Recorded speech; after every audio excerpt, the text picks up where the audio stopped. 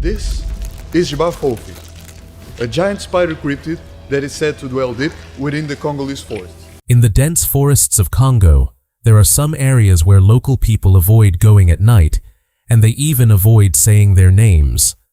Some special marks carved into the bark of trees are not just marks for them.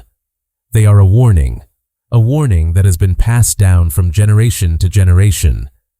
But the question is, what exactly is there? If there is something in the forest that science has never recorded until today, then what would be the proof that it exists? Maybe the signs of humans disappearing, maybe a kind of silk that cannot be connected to any known spider. Or perhaps that sudden silence that falls in the middle of the forest where just a few seconds earlier, thousands of sounds could be heard. In 1938, 3 missionaries suddenly disappeared in this same forest. Their camp was still there, and even their food was half-eaten. But the marks on the ground suggested that something had happened to them that was not easy to understand. And believe me, the scariest part of the story is still left. Because when a scientist went deep into the forest to prove these old warnings wrong, he discovered that the danger the local people already knew about was much bigger than he had imagined. Before we move ahead in the video, please subscribe to the channel so that you can watch such videos first. The year was 1938. The Congo Basin forest was just as dense and mysterious at that time as it is today. Tall trees everywhere, thick bushes, and such silence that a person could start hearing their own breathing. In the middle of this forest, there was a small camp. 3 missionaries were staying there. But one day, all 3 of them suddenly disappeared. The strangest thing was that there were no signs of a major fight or struggle in the camp. All 3 tents were still in place. The food was half-eaten, and their belongings were also kept where they had been. It looked as if they had simply gone outside for a short time and were about to come back. But the ground was telling a different story. Around the camp, 3 different marks could be seen in the mud. It looked as if something heavy had dragged all 3 people in different directions. Each mark was going toward the trees and disappeared into the dense forest after some distance. The search continued for 2 days. Finally, around 400 meters away from the camp, Robert Hale was found behind a fallen tree. He was alive, but his condition was very bad. He could not even speak properly. He was asked again and again where the others were, but he did not answer any questions. He kept repeating just one thing, again and again, in the same emotionless voice. He had seen a shadow between the trees, a shadow that was moving like many hands and was coming down from above through the trees. In the end, the authorities closed the case by connecting it to illness, malaria, or an attack by a wild animal. But before leaving the camp, they found something on the ground that would make this story a mystery forever. They had collected some thick pieces of silk from there, and the problem was that this silk did not belong to any known spider. Looking at those pieces of silk found at the camp, the authorities may have thought that it was probably something ordinary. But when they looked at it carefully, the matter started to seem a little strange. This silk was not like the webs made by normal spiders. The threads were quite thick, and they appeared to have a different kind of strength. The biggest problem was that, in the records available at that time, there was no clear match with the silk of any known spider. Even then, no major investigation was started into this discovery. Some of the silk samples were taken to Belgium and kept in a government warehouse in Brussels. They were properly placed inside a labeled drawer so that they could be examined later if needed. But that later never came. No entomologist was called, no spider expert properly examined these samples, and no special permission was given for further scientific investigation. Slowly, the case became buried among old files. The question is, why did this happen? Did the authorities simply not have enough resources to investigate it at that time? Or were they afraid that if the real identity of this silk came out, another question would also arise with it? Because if this silk was really made by an unknown creature, then where was that creature? And an even bigger question, if it was so large and so different that its silk did not match any known species, then was there something hidden inside that huge Congo forest that science still knew nothing about? The 1938 camp had now been left behind, but that silk had turned the story back toward the same forest. The Congo forest is not just a forest. It is such a huge area that even today, there are places inside it that are not easy for humans to reach. The entire Congo basin covers more than 2 million square kilometers and is the second largest tropical rainforest in the world after the Amazon. But its biggest feature is not its size. It is the part of it that we still do not properly know. The canopy of trees is so thick that in many places, even satellite images taken from above cannot show the real picture of what is happening on the ground. On top of that, political instability, extremely difficult routes, and the dense forest are major obstacles for scientists. According to some estimates, less than 5% of the interior of the Congo basin has been systematically surveyed by outside researchers.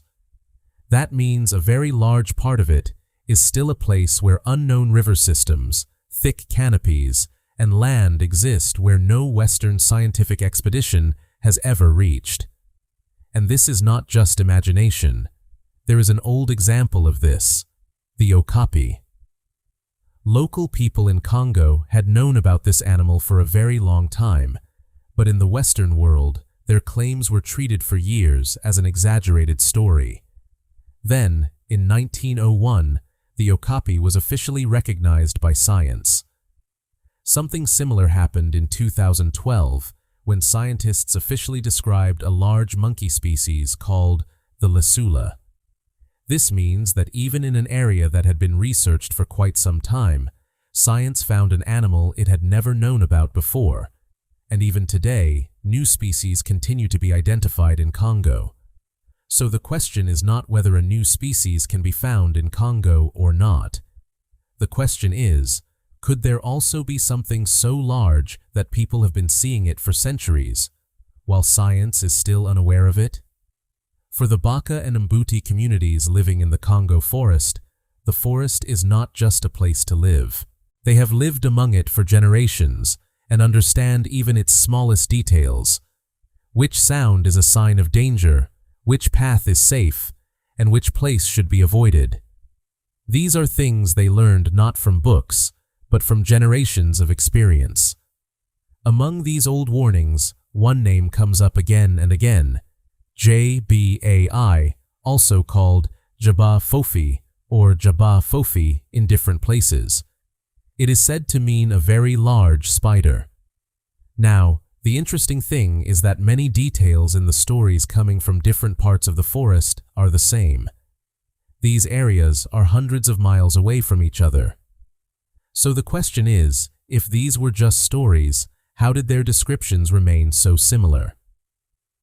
People say that on some forest paths, webs can be seen that completely block the entire path.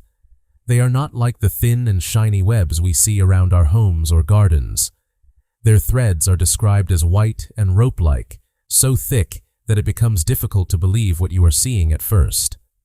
Some people have even described the strength of these threads as being similar to industrial wire. But the strangest thing was not just their strength. It is said that even before reaching the web, a kind of vibration can be felt in the air, as if the web itself is working like a warning. To someone looking from the outside, all of this might sound like a scary story. But for those communities, it was not something for entertainment. For them, it was not a myth. It was a protocol for staying alive in the forest. And in the forest, such protocols usually do not continue for generations, without a reason. Spider silk may look very thin, but underestimating its strength would be a big mistake. When compared by weight, spider silk is considered one of the strongest natural materials in the world. In some comparisons, it is said to be stronger than steel of the same weight. One well-known example is Darwin's bark spider, or Chirostris darwini. In 2010, scientists studied the extraordinary strength of its silk and placed it among extremely strong biological materials. Its strength has even been compared with Kevlar. So, having strong spider silk is not impossible by itself. But in the Congo story, the real question was something else. If the silk found there was so thick and strong, how large was the creature that made it? With this question, the story reaches an incident from the 1940s. It is said that a soldier serving in the Belgian colonial army returned to his post from the forest. The people there were shocked when they saw his condition. Not his entire body, but his uniform was wrapped so tightly in several layers of silk fibers that medical staff had to use surgical tools to remove them. It is said that the soldier could not move his legs for several hours. When his blood was tested, signs of a poisonous compound were reportedly found in it. It did not match any substance found in normal medical or military records. Its effects were described as being similar to a neurotoxin. The soldier was completely conscious, but the movement of his body had almost stopped. After this, the situation became even more serious. The Belgian army reportedly closed the area around that forest for 6 months. People were not allowed to enter. But what exactly had happened that an entire area had to be sealed for 6 months? This is where the story was about to become even more mysterious. For 6 months, an entire area of that forest was closed to the general public. No civilian was allowed to enter. Armed patrol teams were stationed there, and they sent back anyone trying to enter or leave the area. The strangest thing was that people were never told what had actually happened. No disease was named, no clear reason was given, and there was no information about any major medical team being sent there. Later, when officials were questioned, they only said that there was a fear that a disease might spread in the area. But some soldiers monitoring that area later claimed that they heard strange sounds during the night. They could hear heavy movement among the trees. Sometimes it sounded as if something extremely heavy was moving through the forest. There were sounds of large branches breaking, as if some unusual weight was putting pressure on them. And then there was another sound that was perhaps the hardest to explain.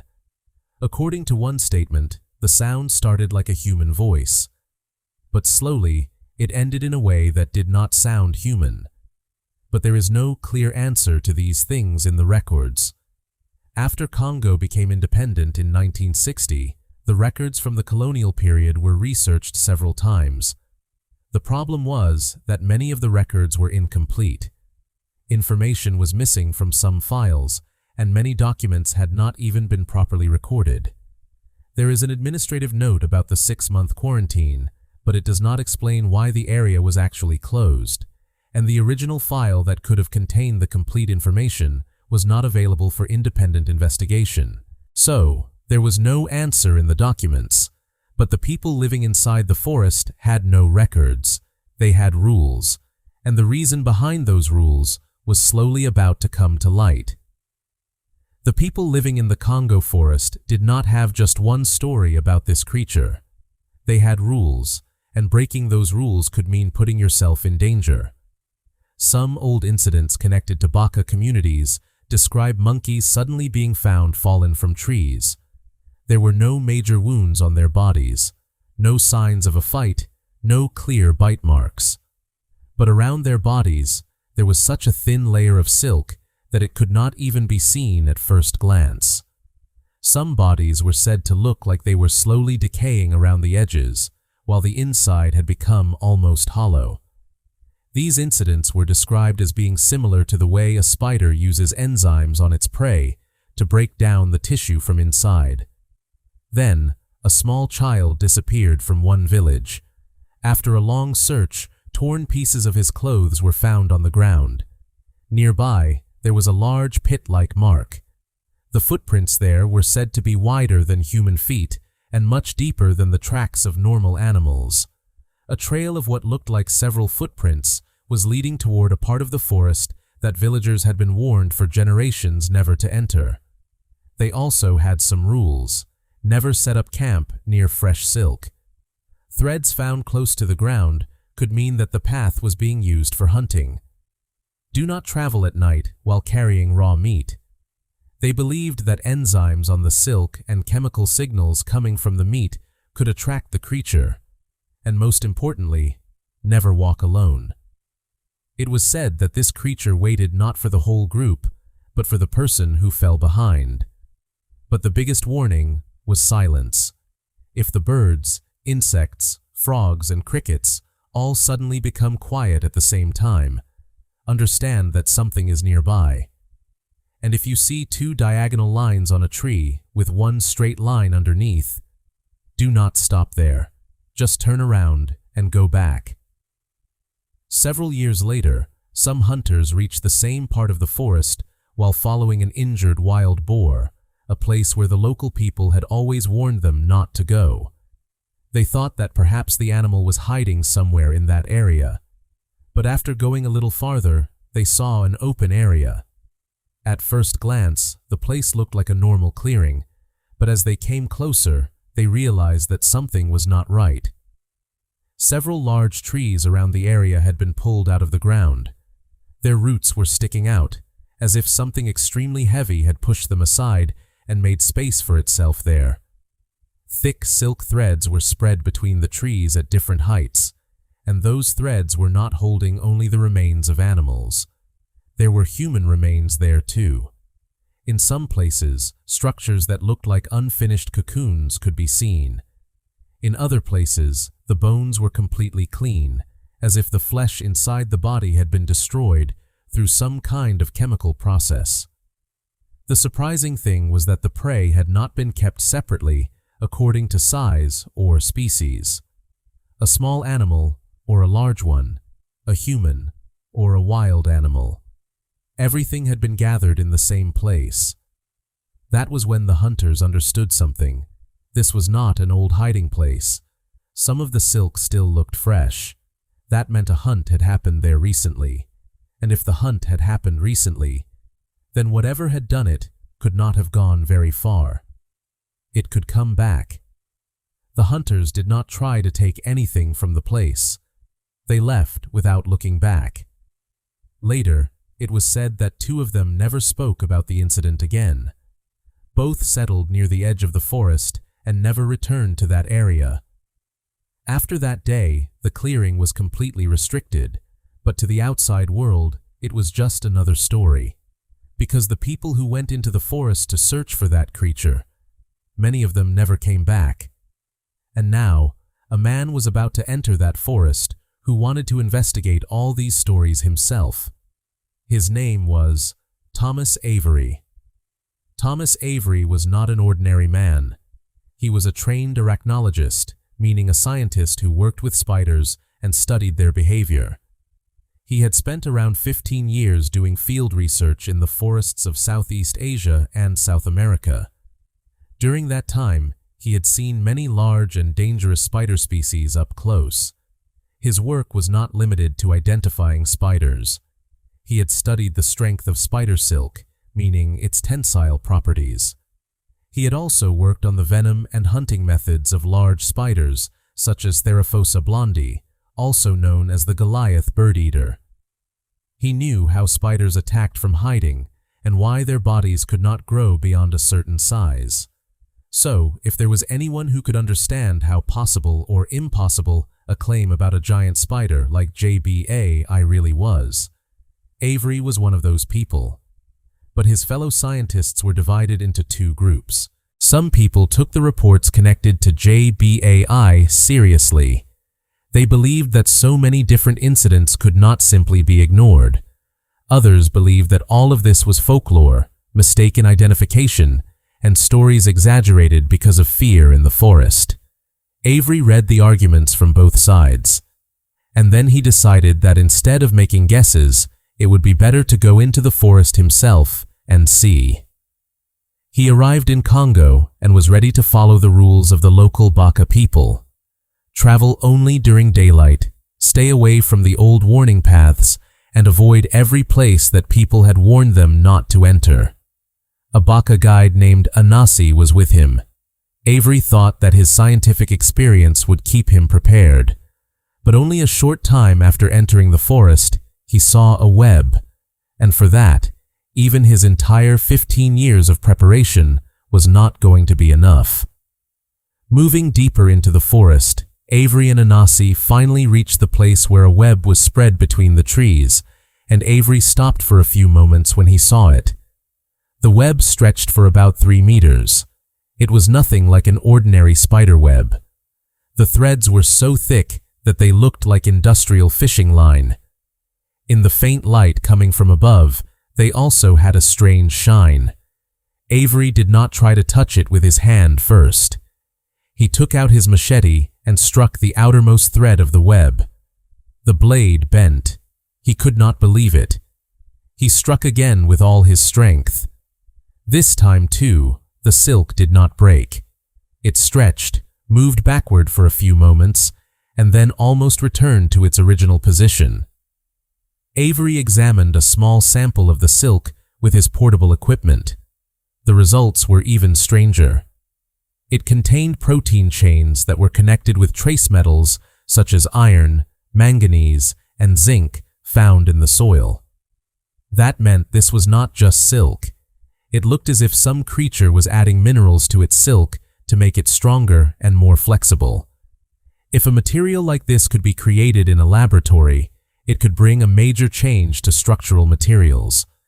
But Avery's attention soon moved away from the silk and toward the things trapped inside the web. There was a large bird feather there, with some of its keratin already dissolved. Nearby was a dried-out part of a small antelope, and silk was still attached to its body.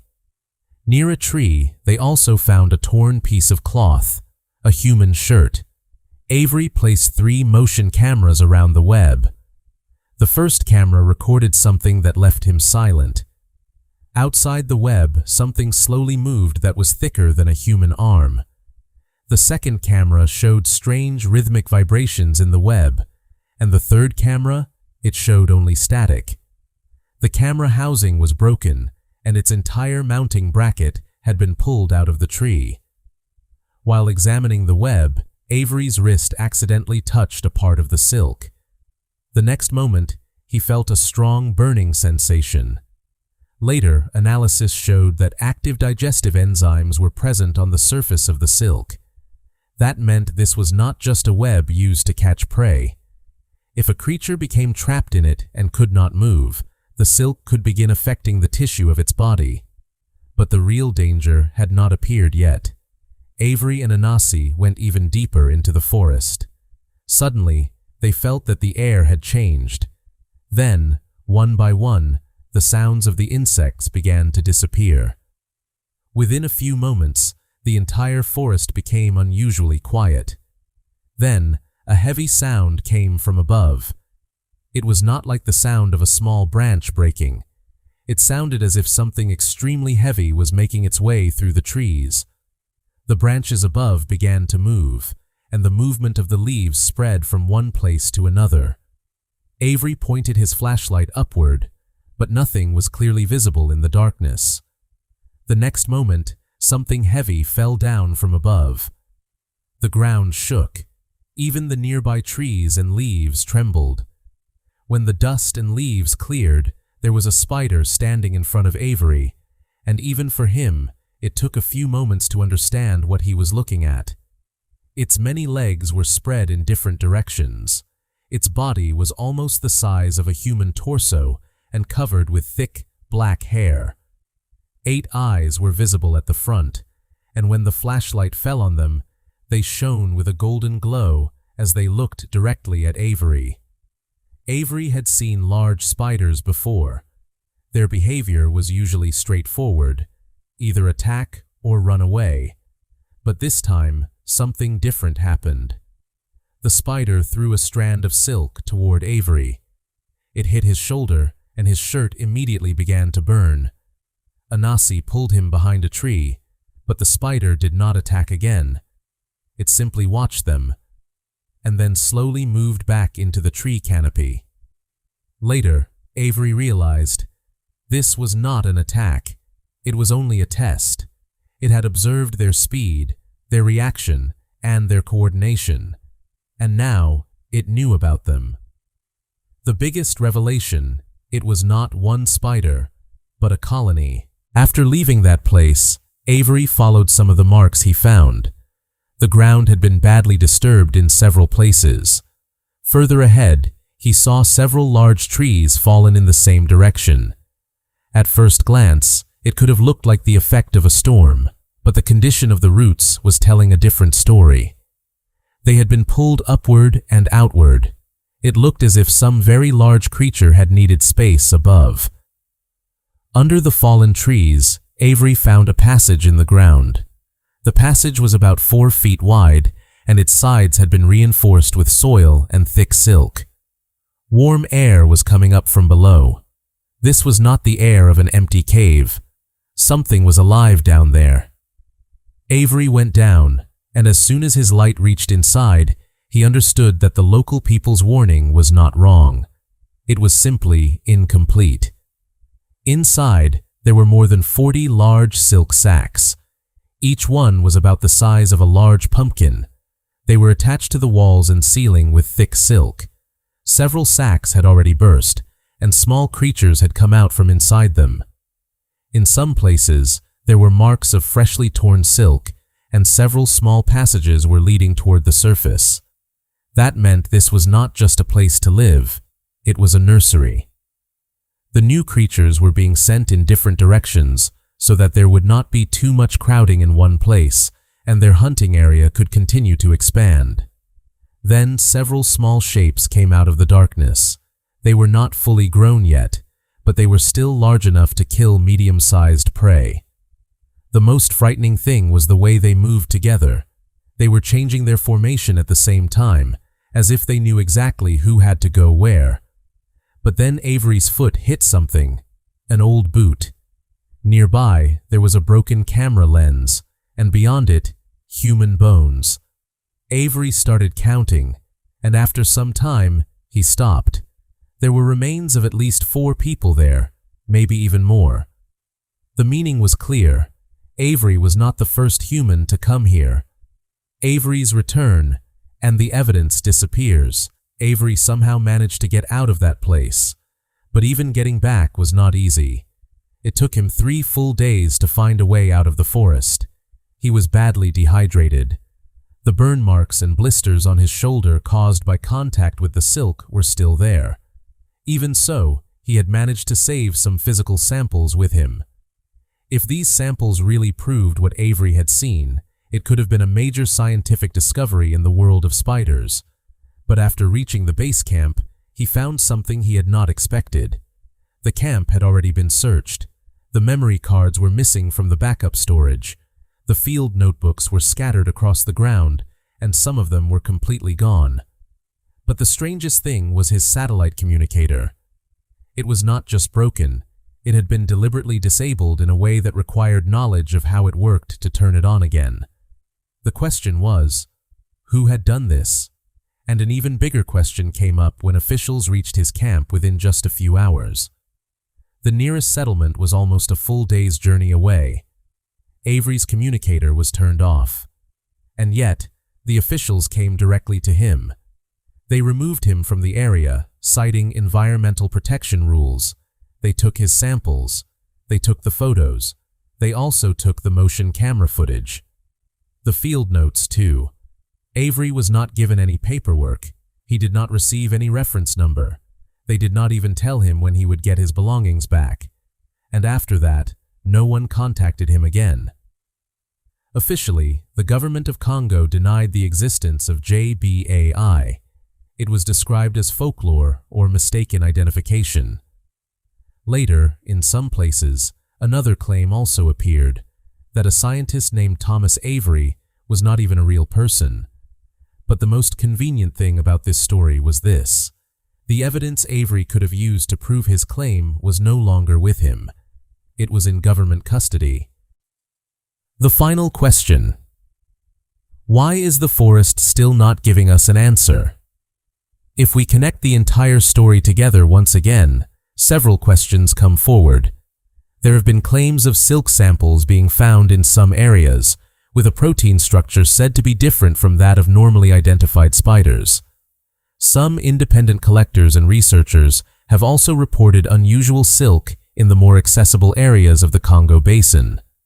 On the other hand, there have been claims that satellite thermal imaging has shown some biological activity clusters beneath the dense canopy of the forest, in places where no systematic ground survey has been carried out. Claims that these signals are spreading, and that old-looking marks are appearing on trees in new areas make the story even more mysterious. And then there are those same silent zones, areas where the normal sounds of the forest suddenly change. Even today, some people talk about incidents of people disappearing around those same warning areas. But one thing needs to be made clear here.